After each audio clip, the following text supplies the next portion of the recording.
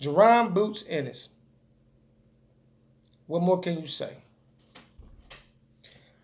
That brother, uh, he, he's going to be a force. He's definitely going to be a force to reckon with. Every time they give him a step up fight and say, this is his toughest challenge yet, they said it with Lipinets. Then they said it with Delorme, whatever his name is, Delorme, whatever. But let's be honest. Each fight gets better. You can't get no better than a first round knockout. There's no better than that. You know what I'm saying? The boy is a problem. The boy is going to be a problem. And what? It was just a good fight. It was a good fight. It was a real good fight. But the boy is going to definitely be a problem. How I would like to see things go, I would definitely, I wouldn't rush into a title shot if I was Ennis. Keep knocking at the door, because there's some other fighters out there that you can, fight before, just to polish yourself, put a couple more coins in the bank before you go to the big boys. I think that you should fight. I think him and Virgil Ortiz should make something happen. And then the winner of that fight Ugas. And then the winner of that fight gets to Terrence Crawford. Then the winner of that fight gets Earl Spence, the big dog. That's just my opinion on how I think it should go. But both of these guys are definitely, Virgil Ortiz and Jaron Ennis is definitely on the collision course, I believe. But I don't think. Well, I know Ennis will fight anybody, and his team will fight anybody.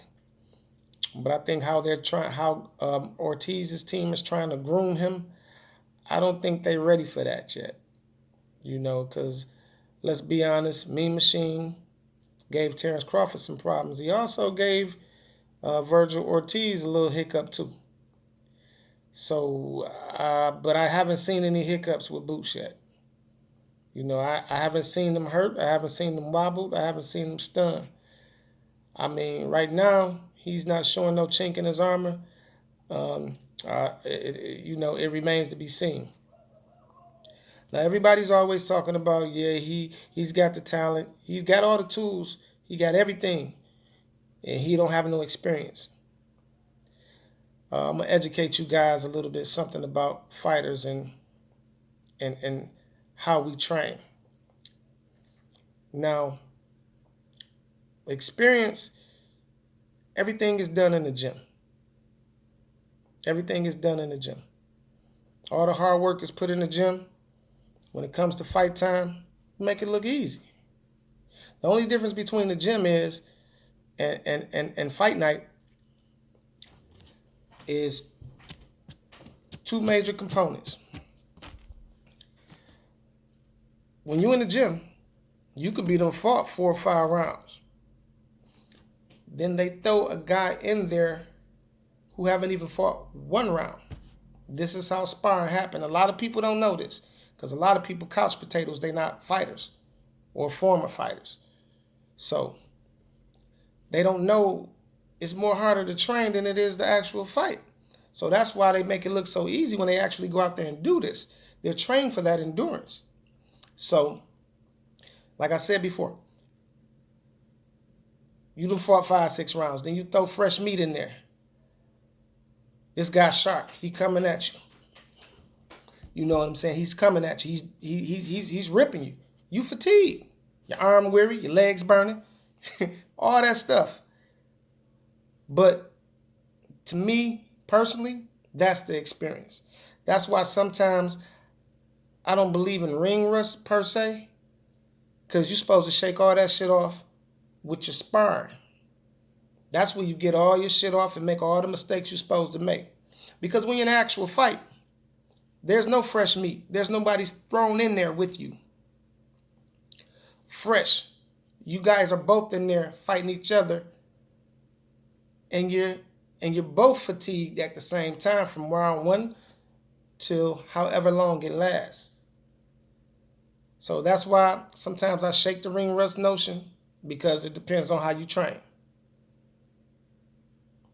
But the only difference is that, and plus the glitz, the glam, the pressure of being under the bright lights.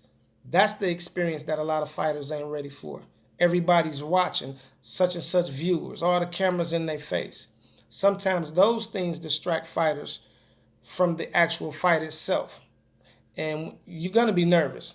I don't care who you are. You could be Mike Tyson, whatever. When you in that ring looking across there, you don't know how this shit going to turn out. It's nervous energy. But after the bell ring, the first punch is thrown, you kind of shake that shit off a little bit.